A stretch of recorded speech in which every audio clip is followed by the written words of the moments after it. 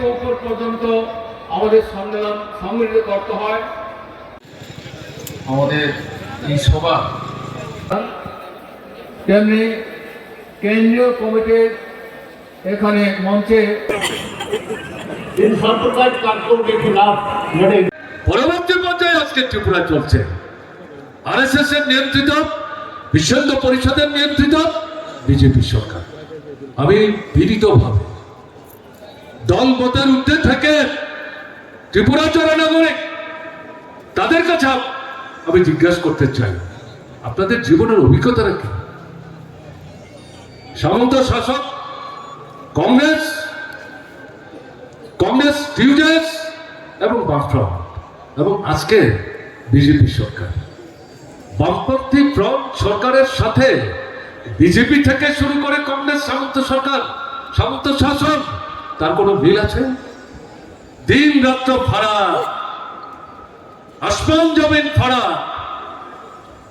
মানুষ এখন নিজেরা বলতে শুরু করেছে ভুল করেছে, বিভ্রান্ত হয়েছে, মোহগ্রস্ত হয়েছে, বিপদগামী হয়েছে, নিজের পায়ে নিজেরা পূর্ণ হয়েছে।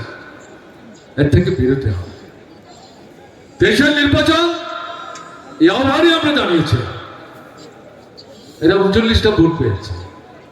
18 নির্বাচনে 51টা ভোট পেয়েছিল। তার মধ্যে 40-এর উপর ভোট ছিল কংগ্রেসের। কংগ্রেস যখন মার্ক্সবাদী কমিউনিস্ট পার্টির নেতৃত্বে বামফ্রন্টকে রাজনীতিগতভাবে, কর্মসূচিগতভাবে মোকাবেলা করতে ব্যর্থ, তারাই সেখানে বিজেপিকে সাহায্য করেছে মার্ক্সবাদী কমিউনিস্ট পার্টির নেতৃত্বে সরকারকে, যাতে ক্ষমতা থেকে উচ্ছেদ করা যায়। সেই বিজেপি দেশের নির্বাচনে 39টা ভোট পেয়েছে 5 বছরের ব্যবধানে।